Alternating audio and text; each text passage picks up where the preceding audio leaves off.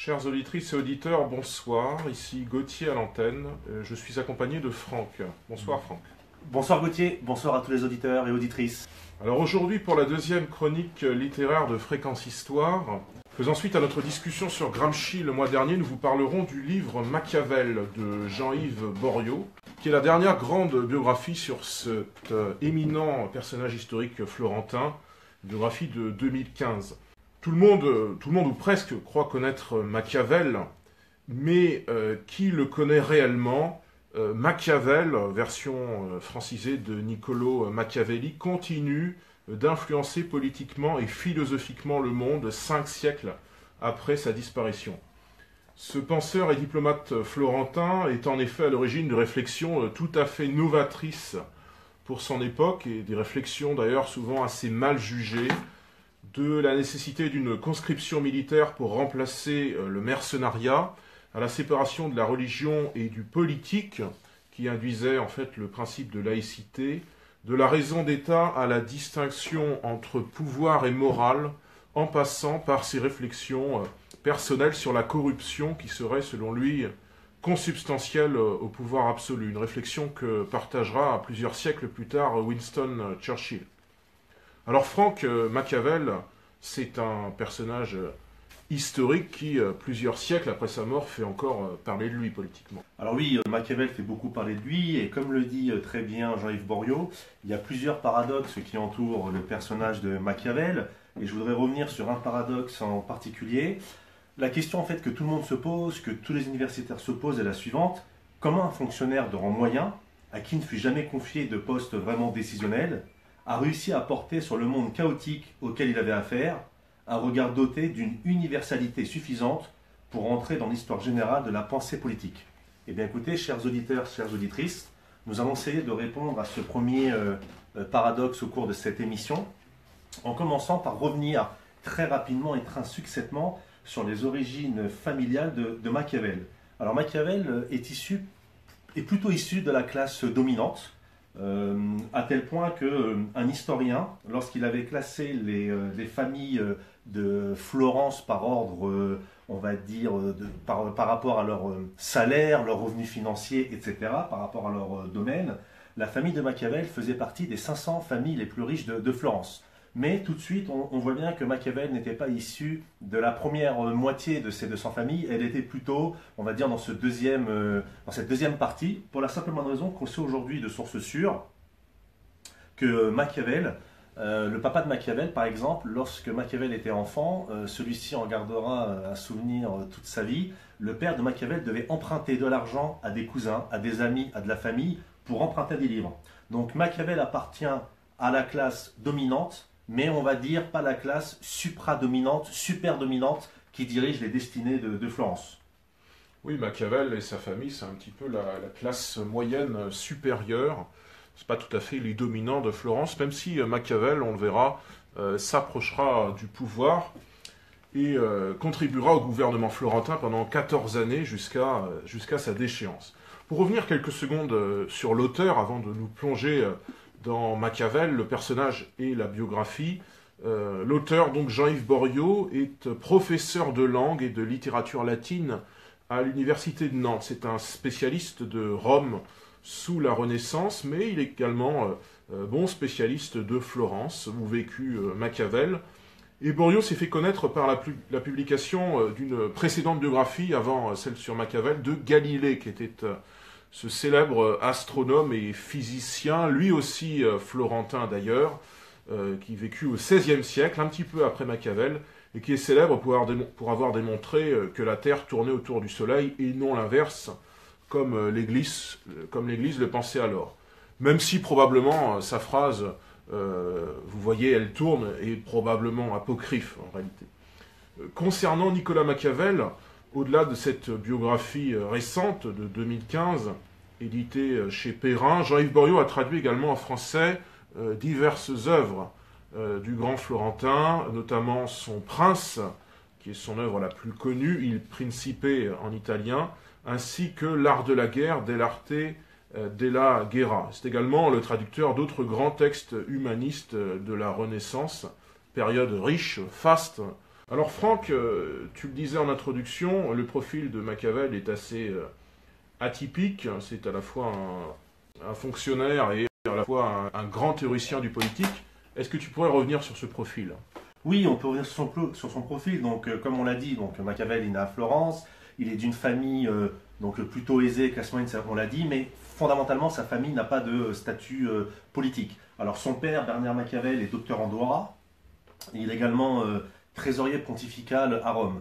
Alors, bien que Machiavel est issu, on va dire, d'une classe plutôt favorisée, il n'est pas, on l'a déjà dit, on va insister vraiment là-dessus, il n'est pas vraiment dans la classe dominante et il va en souffrir un peu toute sa vie. Et là-dessus, il y a une ou deux anecdotes qu'on racontera plus tard. Machiavel, en dépit de ses difficultés financières, lit beaucoup, lit énormément. Il reçoit une solide éducation humaniste.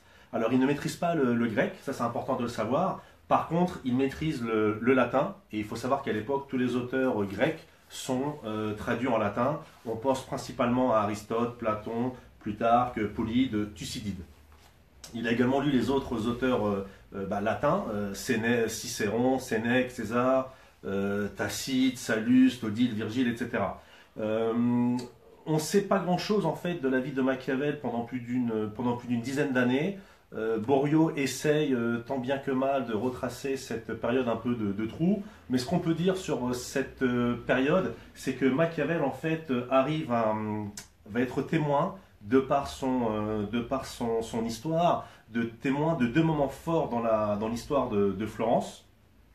Ces deux moments forts sont le premier moment fort de l'histoire, c'est que Machiavel en fait est le contemporain de celui qui va modeler Florence pour l'histoire, la Florence éternelle si je puis dire. Il va être contemporain du règne entre guillemets, Florence est une république, on aura l'occasion d'en reparler, règne de Laurent dit le Magnifique, qui va régner de 1469 à 494, et celui des mésaventures de Pierre le Malchanceux, qui accompagnait en fait la déconfiture jusqu'à la catastrophe finale et l'arrivée des Français. Donc Machiavel apparaît dans un moment important de l'histoire de l'Italie, où il y a des premières tentatives d'unification de l'unité italienne, parce que l'Italie est morcelée en principautés, duchés, républiques, territoires autonomes, territoires neutres, et également dans l'histoire de Florence, où il va y avoir un peu, on va dire, un avant et un après, par rapport à l'histoire des Médicis.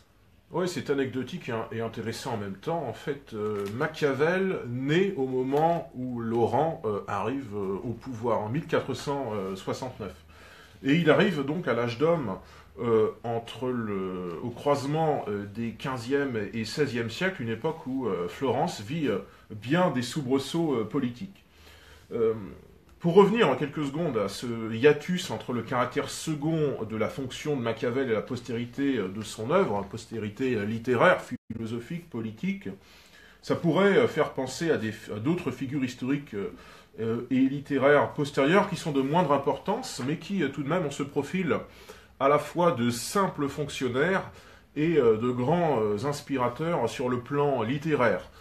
Par exemple, Alexis Léger, Saint John Perse, qui est à la fois diplomate français durant l'entre-deux-guerres et en même temps un grand poète, c'est un peu ce profil-là. On pourrait également penser, même s'il n'a naturellement aucune importance sur le plan politique, au Britannique George Orwell, que chacun connaît pour son 1984, et qui, quelques décennies auparavant, servait comme fonctionnaire, comme sergent de la police impériale en Birmanie, qui fut d'ailleurs une expérience fondatrice de son rapport au système de domination.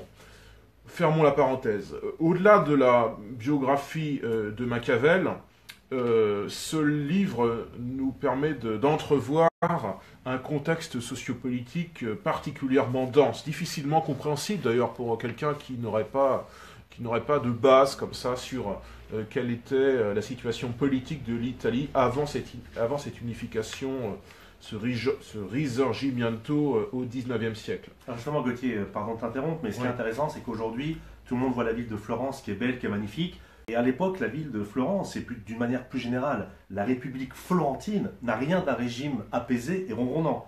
À l'époque où naît Machiavel, où Machiavel va prospérer, grandir et laisser sa place pour la postérité, la ville et son architecture reflètent parfaitement l'âpreté des joutes politiques qui s'agitent. Globalement, lorsqu'on se déplace dans Florence à l'époque, La ville de Florence en fait se présente sous la forme d'une juxtaposition de forteresses hérissées de tours et séparées par d'étroites ruelles.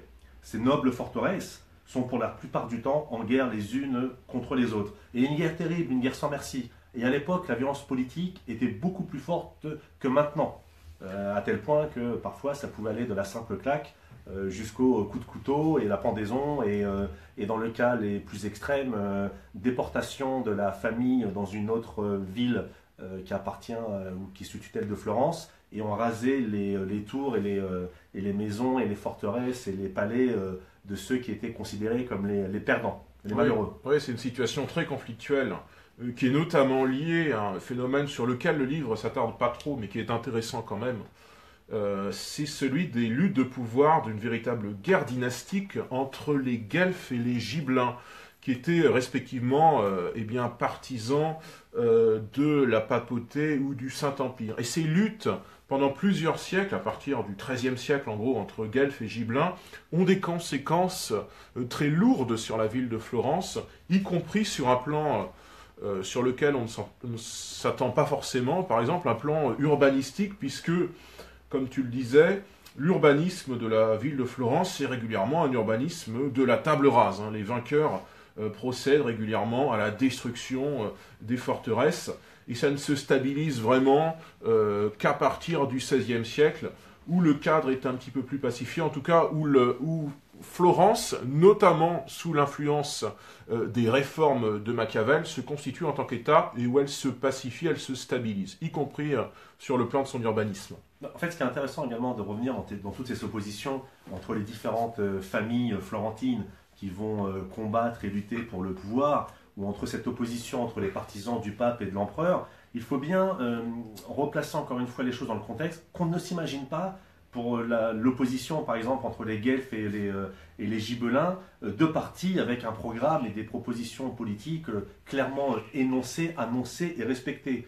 Tous, en fait, parlent de la même chose. Ils parlent tous de liberté, de justice, de grandeur de Florence. Mais derrière tout ceci, qu'est-ce qui se cache? C'est une volonté de pouvoir. Alors certes, il y a des différences politiques, mais en réalité, ces différences politiques sont masquées par les affaires de clan, par ces affaires de fratrie, par ces oppositions mortelles entre les différents chefs de clan. Tout ce qu'on veut réellement à Florence, c'est le pouvoir. Oui, ça pourrait faire penser quelques décennies avant la naissance de Machiavel, au conflit qui se joue en France et qui n'est pas une guerre civile, mais plutôt un conflit dynastique entre les Armagnacs et les Bourguignons. Ce n'est pas un conflit idéologique, c'est bien davantage une simple guerre, des simples rapports de pouvoir entre deux factions, des rapports conflictuels, effectivement, puisqu'il y a des assassinats, des exécutions sommaires, mais ça n'est pas un conflit de deux idéologies. Alors, quand Machiavel vient au monde en 1469, Florence vit donc sous la fin de la première période de domination des Médicis, une période qui commence en 1434 avec la fondation de cette prestigieuse dynastie des Argentiers qui finalement deviendront hommes d'État, une lignée qui commence donc dans les années 1430 avec Côme de Médicis, que l'on appelait l'Ancien. Laurent de Médicis, dont tu as parlé, le Magnifique, il meurt en 1492 et son successeur est assez malheureux en affaires. Pierre de Médicis, que l'on appelle le Malchanceux, n'est pas à la hauteur de sa tâche et il hérite d'une république qui est profondément affaiblie économiquement, qui par ailleurs doit affronter la pression d'une armée française qui s'apprête à envahir la République florentine. Parce qu'il faut dire qu'il y a eu un retournement d'alliance un petit peu hasardeux. La République florentine, qui classiquement était l'allié de la France, retourne son alliance. Elle préfère s'allier au petit royaume espagnol d'Aragon et elle renvoie les ambassadeurs français, ce qui naturellement suscite la guerre. Ce qui fait qu'en 1494, les troupes du roi de France, Charles VIII, se mettent en marche avec une armée qui naturellement est de loin supérieure à l'armée, si on peut parler d'armée d'ailleurs, on y reviendra assez longuement, florentine. C'est pas vraiment une armée, ce sont des mercenaires, ce que l'on appelle des condottieri, ce que Machiavel durant ses années de service au gouvernement de Florence, combattra, puisque lui, pour sa part, proposera une réforme militaire. Et donc, en 1494, ces troupes royales françaises vainquent assez facilement de Florence. C'est le début des guerres d'Italie, qui seront en fait une série de 11 conflits qui dureront pendant plus d'un demi-siècle. Alors, ce qui est intéressant, justement, c'est au sujet de la guerre d'Italie. Il faut encore comprendre comment les Italiens voyaient cette guerre d'Italie, voir ces hordes de soldats français déferler sur la belle et généreuse Italie. Les Italiens considéraient vraiment les descentes, hein, pour reprendre ce terme-là, les discesa, comme vraiment un fléau, voire même peut-être considéré comme un fléau de Dieu. Ces 11 guerres d'Italie marquent pour certains Italiens et pour certains historiens le début de la Renaissance française, alors que les Italiens sont déjà depuis très longtemps engagés dans ce mouvement de renaissance à la fois éthique et culturelle. Et donc en fait Machiavel va souffrir de voir son Italie dévisée, son Italie éclatée, et surtout il va être surpris et choqué de voir l'inconséquence, et je pèse mes mots, des Italiens ou des différentes villes italiennes à s'organiser pour pouvoir faire front à l'envahisseur français. Il faut savoir que l'Italie, à l'époque, n'est qu'un théâtre d'opération pour les grandes puissances du moment, entre la monarchie autrichienne, espagnole et française. Les différentes cours européennes avancent leurs pions sur un jeu d'échecs. Et la difficulté également qui va entrer en ligne de compte, c'est que la papauté, de par ses différents souverains, va essayer, la papauté, de se tailler en fait un pouvoir, on va dire temporel, pour acquérir une certaine liberté. Donc en fait, dans ce jeu très compliqué, on est dans un jeu non pas à 2 ou 3 bandes, mais au moins à 10 bandes.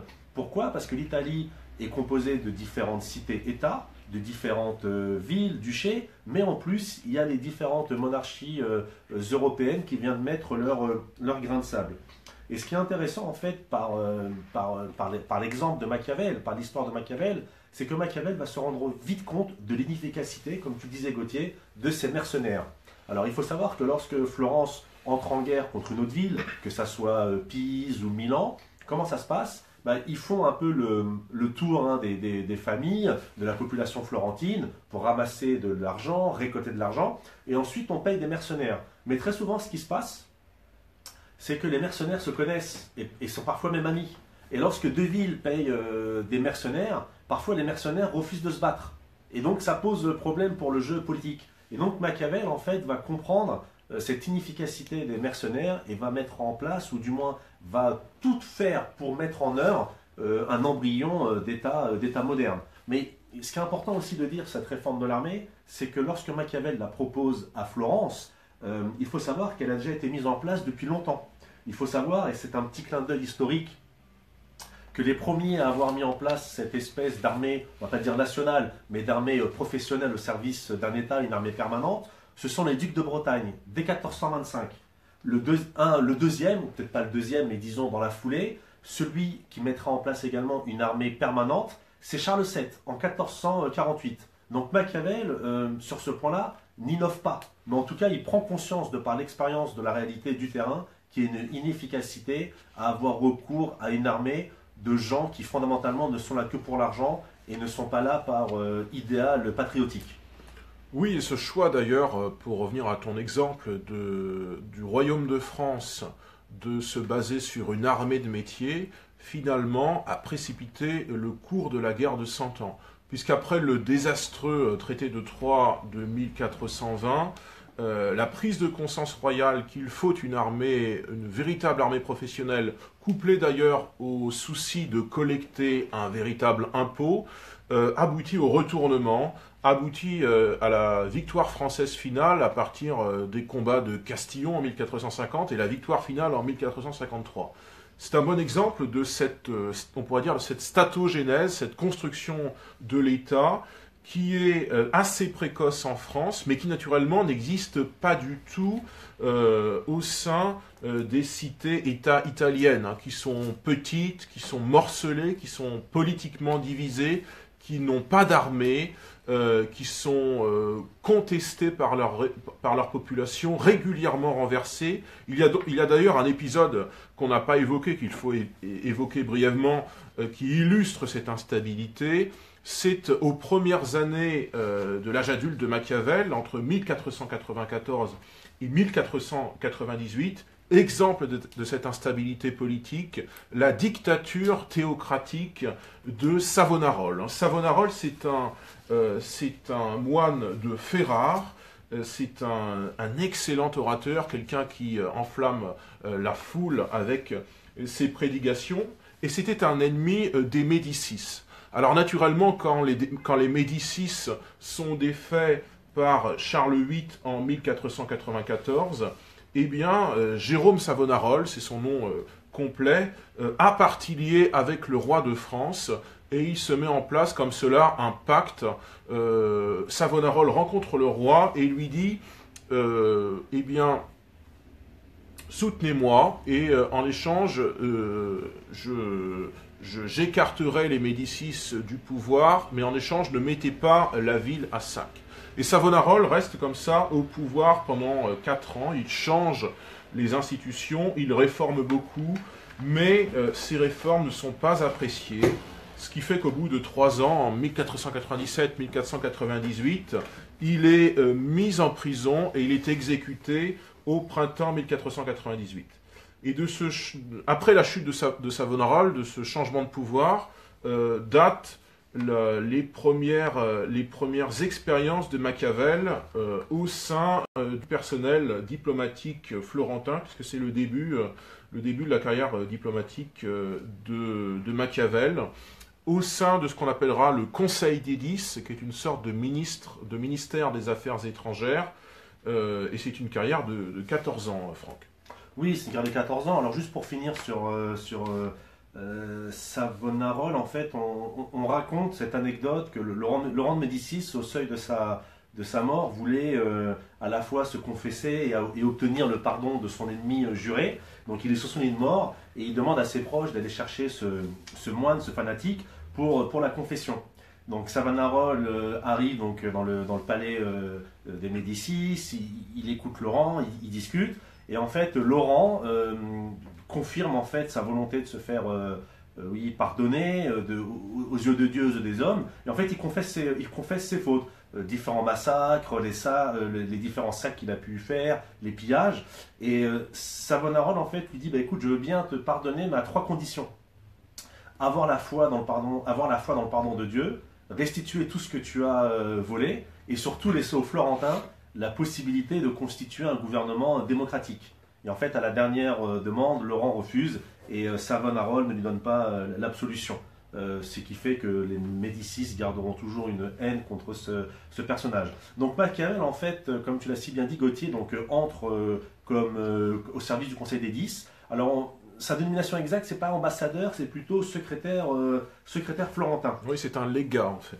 Voilà, c'est ça, secrétaire florentin. Et en fait, Machiavel, très rapidement, par la puissance de sa capacité de réflexion, par sa volonté justement de vouloir faire les choses vite et bien, il va se faire remarquer et ça va être un peu l'homme à tout faire. Donc on voit Machiavel dans des missions aussi simples que aller demander des chevaux à telle ou telle ville, déposer de l'argent dans chez tel ou tel personnage historique, et puis également traverser l'Italie pour porter tel ou tel pli diplomatique. Mais ce qui est intéressant, c'est que la ville de Florence n'envoyait jamais ses ambassadeurs tout seuls, ou ses fameux secrétaires dans les autres villes, et les envoyait toujours par 2.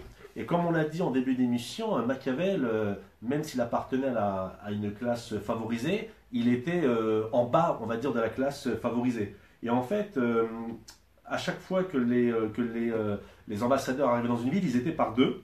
Et pourquoi 2? Il y avait un noble et un autre. Et très souvent, Machiavel était l'autre.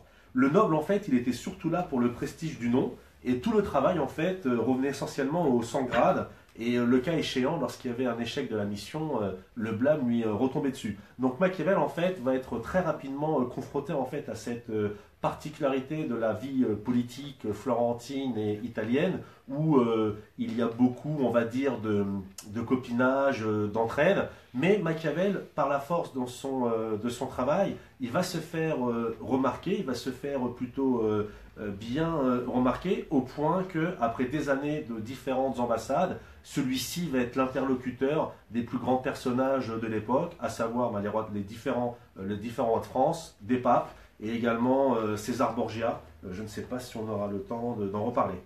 Et comme tu le disais, de ces voyages un petit peu partout, en France, en Italie, Machiavel, en tant que commis voyageur de la République florentine, tire un certain nombre d'expériences. Et il voit bien, comme tu le disais, par exemple, l'inefficacité des condottieri florentins par rapport à l'armée française. Ça lui inspire finalement une réflexion sur l'État par le prisme de l'armée. Et sur cette question de l'armée idéale, comme celle du prince idéal, Machiavel propose des solutions qui connaîtront un grand avenir, puisque quelques années après leur théorisation, elles nourrissent le propos de son prince à partir de 1512-1513 et de l'art de la guerre. Nous percevons dans cet ouvrage de Borio que ces réflexions de Machiavel sur l'inefficience des condottieri florentins face aux armées de conscription et de métier, en fait, s'articulent avec une vision d'ensemble des systèmes parfaits entre guillemets, qu'il s'agisse d'État, qu'il s'agisse d'armée ou d'institutions. Ça s'articule aussi avec sa vision propre de ce qu'est le bon prince. Et cette vision, elle est très avant-gardiste pour l'époque. Par exemple, Machiavel conçoit, sans encore pouvoir la nommer, ce serait anachronique, la nécessité d'une raison d'État, avec un exemple précis que nous montre le livre. Par exemple, lorsque Florence doit occasionnellement se séparer de condottieri qui seraient un petit peu encombrants, parce qu'ils seraient victorieux, ce qui est positif pour la République en théorie, mais étant victorieux, ils peuvent être ambitieux et ils peuvent menacer l'équilibre de la République. En gros, ils peuvent être chefs. Eh bien, Florence choisit alors de les exécuter. Et Machiavel se questionne sur la nécessité de ces exécutions sommaires de condottieri qui ont fait la gloire de Florence, et il se dit que cela finalement est nécessaire politiquement au nom de la raison d'État. On peut même également rajouter qu'au-delà du fait qu'un condottieri, qu'un chef de bande puisse mettre la pression sur Florence, le pire c'est que comme ces hommes n'obéissent qu'à l'argent, qu'à la puissance de l'argent, le général florentin du jour peut être le général milanais ou d'une autre ville le lendemain. Donc il fallait vraiment se prémunir pour Florence de cette humeur changeante des condottieri qui changent de couleur politique en fonction du sens de vent. Alors effectivement, là on fait un bond dans le temps. C'est vrai que Le Prince va être l'ouvrage qui va faire connaître Machiavel au-delà de ce que lui-même pouvait imaginer, qui va lui accorder une célébrité intemporelle de par les continents et à travers les siècles.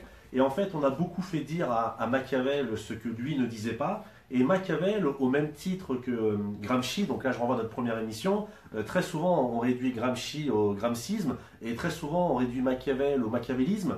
Et Machiavel fait partie de tous ces auteurs, de tous ces penseurs qui sont connus, et comme le disait Tozel le professeur Tozel pour Gramsci, qui sont connus, mais en réalité méconnus. Parce que très peu ont étudié ont étudié et compris leur livre. Et en fait, dans Le Prince, il faut y voir, en fait, selon l'auteur Borio, un manuel permettant, en fait, au chef d'État de régner de manière pérenne en étant en parfaite adéquation avec l'histoire. Je m'explique. Pour Machiavel, un chef d'État n'a qu'un but, c'est de régner le plus longtemps possible, faire la grandeur de sa ville et transmettre le pouvoir au suivant.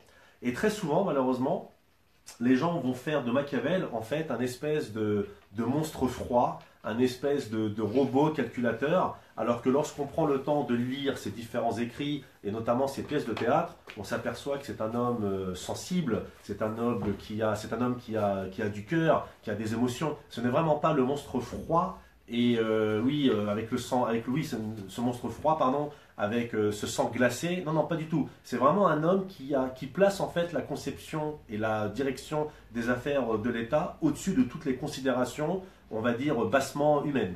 Oui, et là où on perçoit finalement l'incompréhension actuelle de ce qu'est Machiavel, eh bien c'est à l'examen du mot machiavélique. Machiavélique, c'est un mot qui est perçu négativement. Quelqu'un de machiavélique, c'est quelqu'un de mauvais, alors que finalement Machiavel avait simplement une approche rationnelle du pouvoir, une approche strictement et purement politique, qui effectivement était originale à l'époque, puisque la religion n'était pas strictement séparée du pouvoir. Eh bien, Machiavel, dans ses écrits, dans sa vision du bon prince, va lui proposer de faire cette séparation et proposer d'autres novations encore, qui effectivement seront mal comprises. On y reviendra en fin d'émission. Alors, petite anecdote sur le prince qui à titre personnel m'a fait doucement rigoler, c'est que le prince par la suite va avoir une postérité à la fois célèbre et décriée, hein, cette fameuse légende dorée, également légende noire. Et la légende noire va faire que ce livre va être mis à l'index par l'Église catholique, car considéré comme un livre non vertueux, et non vertueux parce que justement ce livre n'oppose pas, mais disons que cette notion d'action politique sans Dieu va fortement en fait déranger l'Église catholique et tous les penseurs du temps. Mais ce qui est la petite anecdote que je voulais révéler, c'est que les éditeurs suisses de l'époque, toujours non pas dans une volonté de transmettre des idées, mais de faire de l'argent, hein, pardonnez-moi cette expression un peu triviale, vont réussir en fait à publier le livre, et pour on va dire esquiver les foudres de l'Inquisition, éditeront le livre en fait avec des fausses dates d'édition pour justement permettre de le diffuser en respectant entre guillemets la légalité de l'époque imposée par Rome. Alors effectivement, Le Prince en fait c'est un livre, il faut vraiment le prendre comme un livre, on va dire, presque de philosophie réaliste. Machiavel, contrairement à beaucoup d'auteurs qui vont écrire sur la chose publique, Machiavel en fait ne fait pas de référence aux modèles anciens. Il ne fait pas de référence à Dieu ou à la religion. Machiavel pose le problème politique, non pas d'un point de vue de l'absolu, comme certains auteurs qui à titre personnel me sont chers, mais il les pose en fait d'un point de vue de la réalité de son temps, c'est-à-dire en partant des différents systèmes en place au moment où il écrit. Système complexe, mais pour qui Machiavel n'aura aucune difficulté à les démêler. Oui, et l'œuvre de Machiavel, elle est mal comprise un peu de tout le monde, finalement. Il écrit Son Prince en 1513, il meurt donc en 1527. Son livre ne sort que de manière posthume, en 1532, mais il est aussi bien décrié par les catholiques que par les protestants. On y reviendra avec un exemple particulièrement frappant en fin d'émission, c'est celui d'Innocent Gentillet.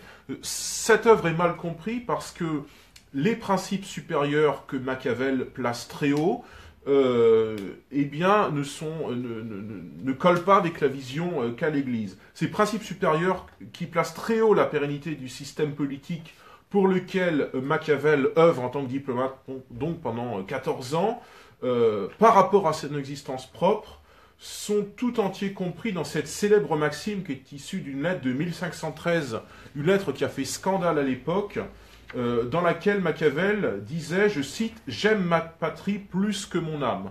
Naturellement, c'était incompréhensible pour l'époque, le fait que Machiavel puisse ainsi relativiser l'importance de l'âme, l'importance du divin, et c'était très négativement perçu par ses contemporains. Machiavel, donc, tu l'as dit, Franck, commence sa carrière au contact notamment du roi de France, après donc l'exécution de Savonarole en 1498. Cette carrière se fait au contact des Français, avec un nouveau roi, Louis XII, qui lui aussi a des velléités expansionnistes et qui envahit le Milanais. La République florentine croit alors le moment idéal pour éventuellement convaincre son nouvel allié français de pousser ses troupes jusqu'à Pise, puisque Florence convoite le territoire de Pise, Et Louis XII accepte, et il se tisse ainsi une coalition franco-florentine, Florence appuyant toujours sur ses mercenaires.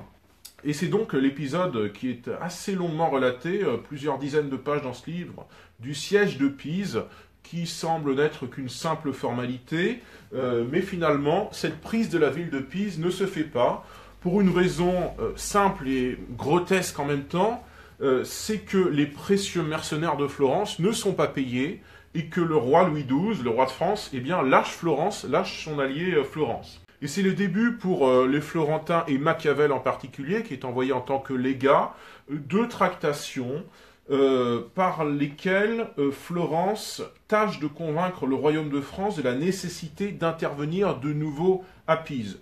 Mais la France lui oppose une fin de non-recevoir tant que les dettes ne sont pas payées à l'égard des mercenaires, notamment des mercenaires suisses. Et on suit comme ça Machiavel à partir de 1500 à peu près, auprès du roi de France, envoyé en France en qualité de légat. Machiavel est au cœur des tractations, et l'auteur nous rappelle avec originalité quelque chose qu'on aurait du mal à comprendre de nos jours, c'est que l'État français a beau être précocement formé, par exemple, la cour royale reste encore itinérante. Il faut attendre 1682 pour que la cour se fixe définitivement, en l'occurrence à Versailles. Ce qui fait qu'on suit un voyage comme ça de Machiavel à partir de juillet 1500, c'est précis, dans différentes villes de France, à Lyon, à Montargis, puis à Melun, à Blois, à Nantes, à Tours.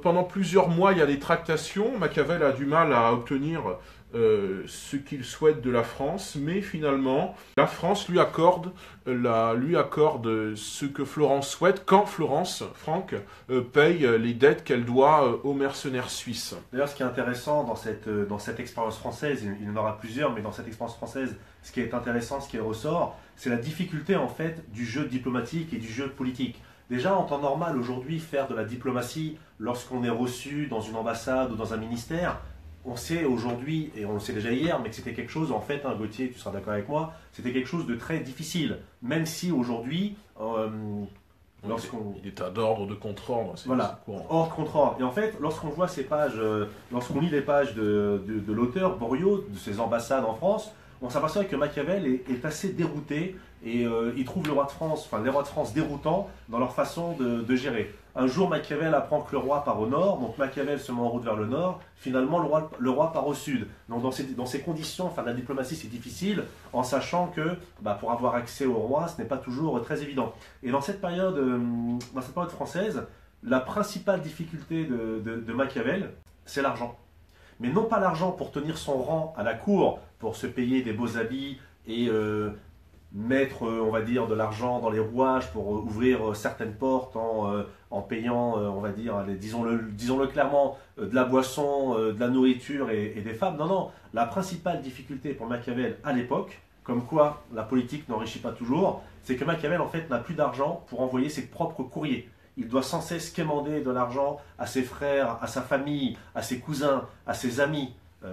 Et ça, c'est une difficulté réelle et sérieuse, parce que le premier lien de communication avec son pays, avec sa terre natale, restait les courriers. Donc Machiavel, en fait, pendant tous ces mois, toutes ces joutes verbales, va réussir en fait à gagner du temps, tout en sachant que sa marge de manœuvre, elle est très limitée. Le roi de France veut bien l'alliance florentine à une seule condition, que Florence paye les 300 000 ducats. Or, les Florentins ne sont pas décidés à les payer. Et donc Machiavel, à un moment donné, on sent une espèce d'abattement. Gauthier, je ne sais pas si tu l'as vu, c'est que Machiavel, à un moment donné, il décide, il veut en tout cas rentrer à Florence. Ouais, il menace de démissionner. Mais le gouvernement florentin a trop besoin de lui, donc on lui envoie d'autres ambassadeurs pour l'aider, pour le réconforter. Et ces ambassadeurs arrivent, ils font des promesses non tenues.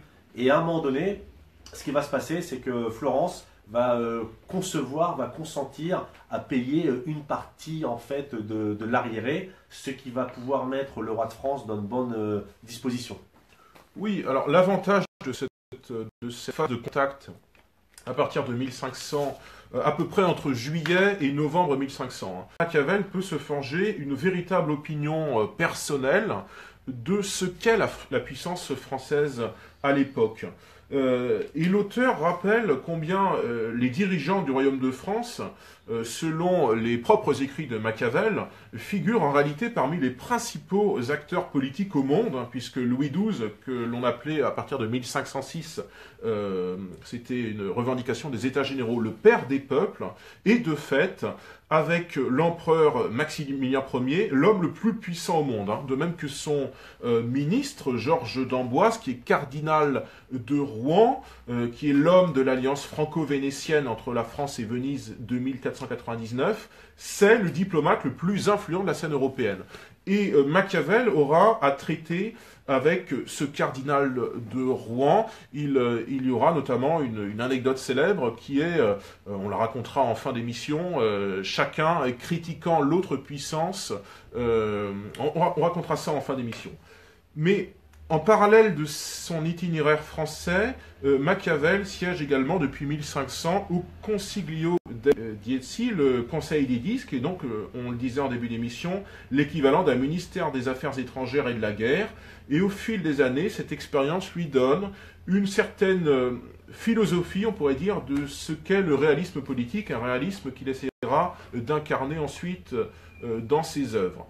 Et on voit, au sein de ce Conseil des Dix, c'est anecdotique, mais ça révèle bien des choses en même temps, des oppositions, pas au sein du Conseil des Dix, mais vis-à-vis du Conseil des Dix. En fait, le Conseil des Dix est majoritairement composé d'aristocrates, qui sont plutôt bellicistes, qui sont en tout cas plutôt expansionnistes, qui ont partie liée avec les milieux d'affaires, avec le grand commerce, ce qui n'est pas du tout la position du petit peuple florentin, de ce qu'on appelle le Pipolo Minuto, le bas peuple florentin qui, lui, n'est pas très chaud pour la guerre. On pourrait faire, à quelques siècles de distance, des comparaisons entre le rapport des Français de base vis-à-vis de la colonisation et le rapport des milieux de commerce, des élites politiques, de la grande industrie vis-à-vis de la colonisation. Franck, c'est un peu le même rapport finalement. Ce qui est intéressant, c'est que Machiavel va pouvoir en fait mettre en place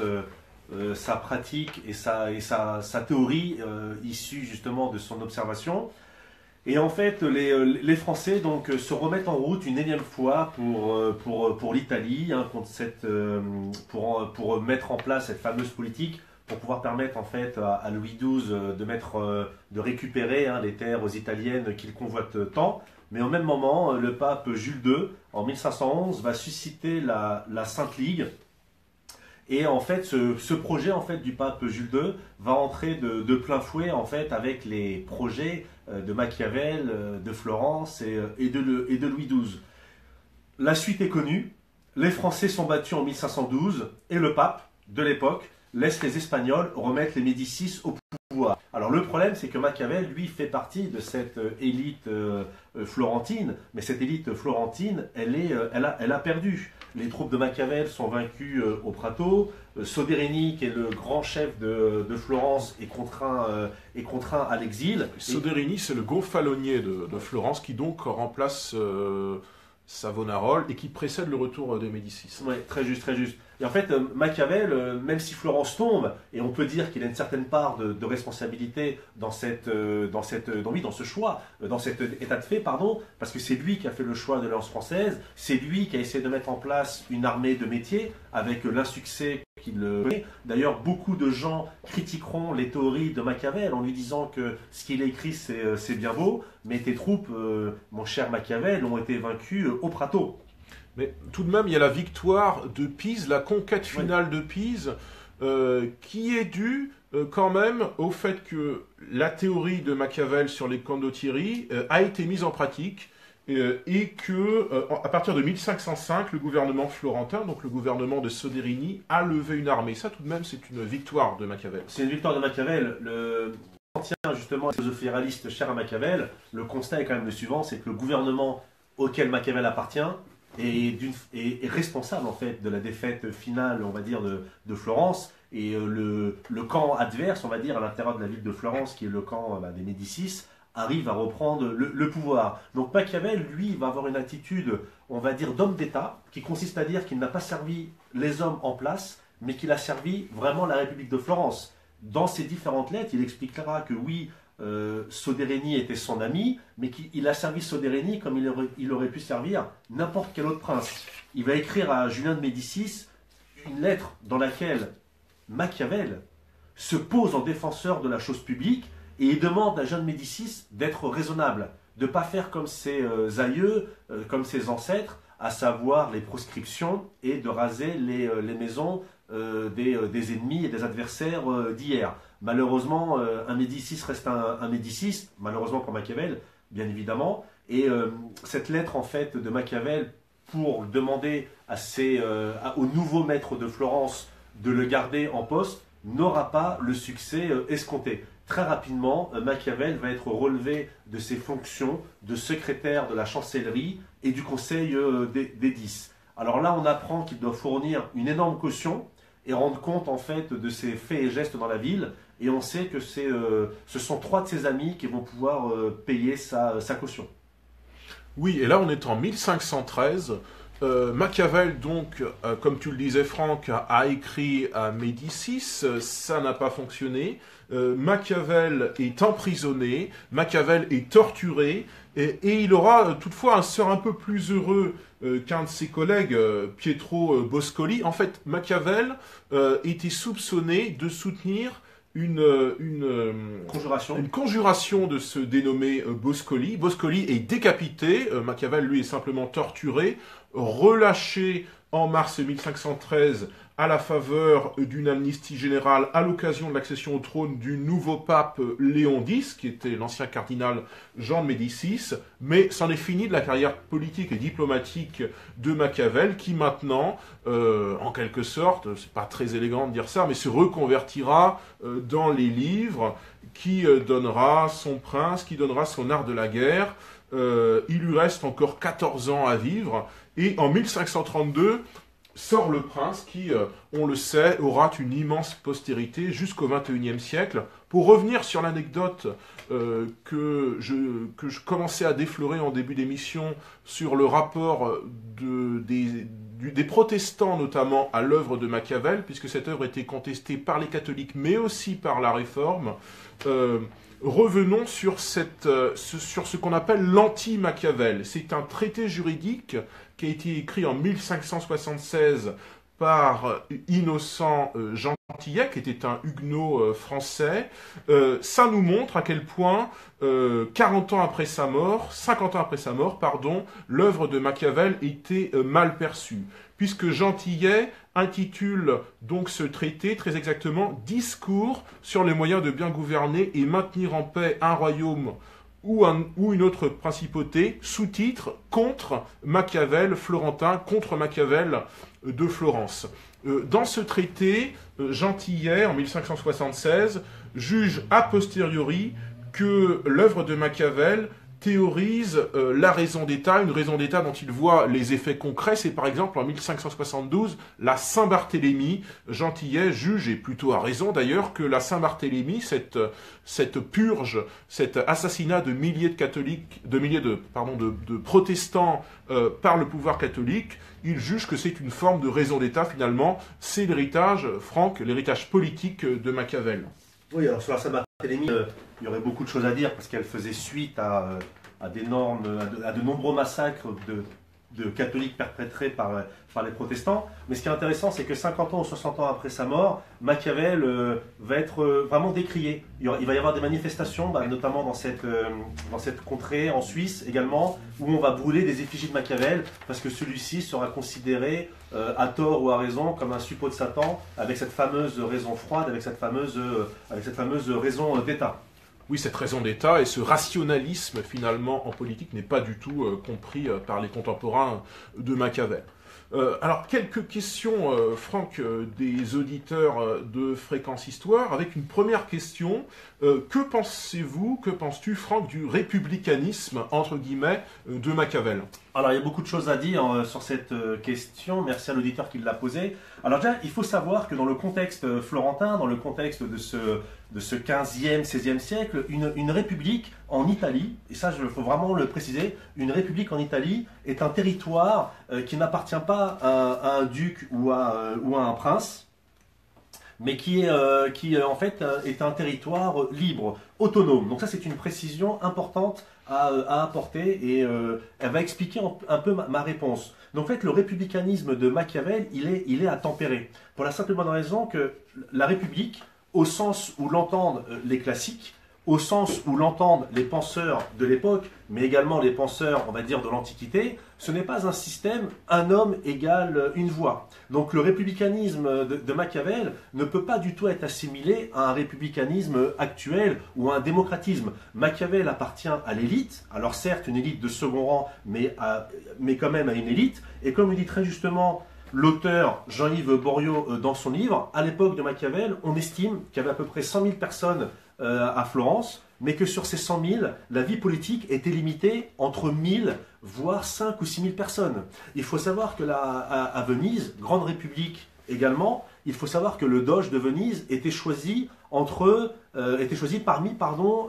40, il y avait 40 ou 100 personnes, ça dépend des époques, des contextes et de la législation en vigueur, il était choisi par 40 ou 100 personnes. Donc le républicanisme de Machiavel, il est vraiment à tempérer, de fait qu'aujourd'hui, aucun homme politique, en fait, en tout cas à l'époque, défend réellement cette idée d'une voix, un peuple, enfin d'une voix, un chef, d'une voix, un homme, pour représenter le peuple. Donc pour répondre à la question de l'auditeur, pour être vraiment précis, le plus pédagogue possible, Machiavel est considéré comme républicain par opposition à la classe ultra dominante, incarnée entre autres par les Médicis, mais ce n'est pas un républicanisme, on va dire, à la mode française. Pour rappel, à Athènes, c'était également la même chose qu'il y a eu à Venise ou à Florence. Il y avait en fait un très petit nombre de personnes qui participaient vraiment à la vie de la cité. Donc ce concept de république, chez Machiavel, il faut vraiment le tempérer. Il faut surtout voir Machiavel comme un homme d'État, comme une personne qui aurait pu servir aussi bien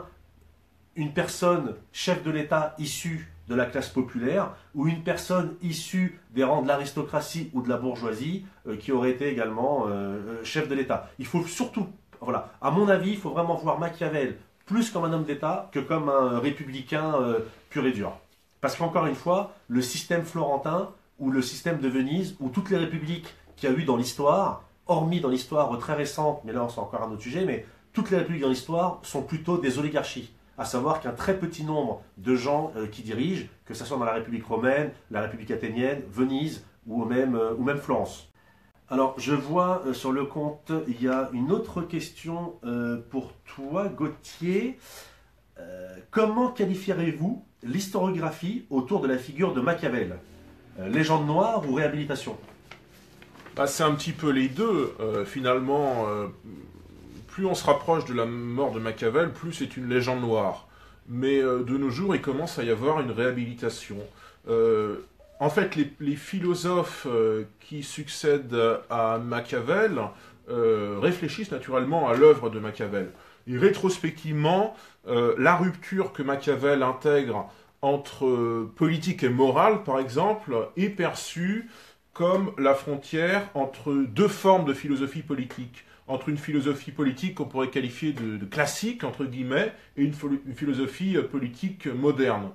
Et cette rupture, elle prend forme à partir du XVIIe siècle. On le voit par exemple dans les écrits de Thomas Hobbes, qui est un philosophe anglais, qui reprend le verbe machiavélien et les analyses de Machiavel, qui toutefois en adoucit la teneur. Alors il y a l'exemple un petit peu spectaculaire que j'ai cité tout à l'heure d'Innocent Gentillet, comme quoi les catholiques contestaient Machiavel, mais les protestants aussi. Mais ça, c'est immédiatement après la mort de Machiavel. Hein. Quelques décennies après, les braises sont encore chaudes du machiavélisme. Alors plusieurs siècles après, tout de même, le jugement porté sur l'œuvre de Machiavel, je dirais qu'il est plus nuancé, hein, puisque... par exemple, un philosophe italien comme Benedetto Croce, qui a vécu au début du XXe siècle, c'est un philosophe libéral qui est mort, je crois, dans les années 50. Pour lui, Machiavel incarne strictement le réalisme politique qui distingue les faits politiques et valeurs morales. Pour un sociologue comme Max Weber, toute action politique, suivant les principes de Machiavel, mettrait les hommes d'État face à un conflit entre éthique de la responsabilité et éthique de conviction. C'est dire si maintenant, depuis un siècle à peu près, depuis le début du XXe siècle, l'œuvre de Machiavel est mieux comprise, est analysée plus scientifiquement et moins selon un prisme religieux qui, naturellement, on peut le comprendre, était très fort sous l'Ancien Régime. Ça n'est pas étonnant du tout. D'ailleurs, c'est intéressant, c'est que Pierre Manant dira, pour caractériser en fait la différence entre Machiavel et Hobbes, il écrit plutôt, Machiavel est un théoricien de l'action politique, Hobbes est un théoricien de l'institution. Alors, une question d'un auditeur. Franck, qu'est-ce qui t'a le plus marqué dans cet ouvrage? Il y a beaucoup de choses qui m'ont marqué dans cet ouvrage, mais il y a particulièrement deux choses. La première, je suis toujours admiratif des gens qui travaillent beaucoup, mais si je devais retenir une seule chose de ce livre, c'est ce côté réaliste. À savoir que Machiavel, même si il dissocie la morale de la politique, ou du moins la morale catholique, ce qui, à titre personnel, peut me déranger, mais ce n'est pas le sujet de l'émission. Ce qui m'intéresse vraiment dans le de Machiavel, c'est ce principe de réalité. Machiavel ne part pas, contrairement à beaucoup de penseurs qu'on peut qualifier de modernes, ou de modernistes, ou même de libéral, Machiavel ne part pas de son cerveau pour aboutir à des considérations sur la réalité. Machiavel, c'est le contraire. Par rapport à la réalité qu'il voit, par rapport à ce qu'il entend, ce qu'il juge comme efficace ou négatif, n'est pas un penseur qui, disons-le clairement, qui n'est pas fondamentalement ni royaliste, ni catholique, ni un théoricien de la monarchie absolue, ni un mystique. Ce qui m'intéresse chez Machiavel, c'est cette faculté à voir les choses rapidement et comme elles le sont. Comme elles le sont réellement. Machiavel, lorsqu'il arrive sur le théâtre de l'histoire, ce fameux théâtre de l'imprévu, Machiavel, contrairement à beaucoup, n'impose pas de théorie. Il constate, et par rapport à ces constatations, il en tire en fait des maximes et des principes. Et aujourd'hui, pour faire un petit parallèle avec l'actualité, on a souvent tendance, en tout cas les acteurs politiques de notre époque, ont souvent tendance à faire le contraire. Et rien que pour cette capacité à être dans le réel, nonobstant cette division entre morale et entre la politique, on va dire, antérieure et la politique telle que vécue par Machiavel, cette faculté à être dans le réel me rend sympathique Machiavel. Alors il y a une autre question pour toi Gauthier sur le compte Twitter, dernière question.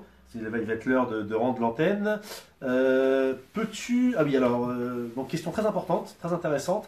Quels étaient les sentiments de Machiavel vis-à-vis de la France? Question importante et réponse rapide, qui suit d'ailleurs ton raisonnement, Franck, sur le fait que Machiavel, finalement, était un politique pur. Cet échange, en 1500, fin 1500, alors que la mission de Machiavel commence à avoir du succès, hein, en gros, Florence paye les dettes, cet échange entre Machiavel et le cardinal de Rouen, qui était le principal ministre de Louis XII, on pourrait dire de manière un peu anachronique, son ministre des Affaires étrangères. Le cardinal de Rouen, Amboise, dit donc à Machiavel que, selon lui, je cite, les Italiens n'entendent rien à la guerre. Eh bien, Machiavel lui rétorque que les Français n'entendent rien à l'État. Mieux avisé, vous n'eussiez pas laissé l'Église gagner tant de grandeur. En gros, Machiavel, encore une fois, agit en politique pure. Voilà, chères auditrices et auditeurs, cette chronique littéraire sur Machiavel de Jean-Yves Boriot s'achève.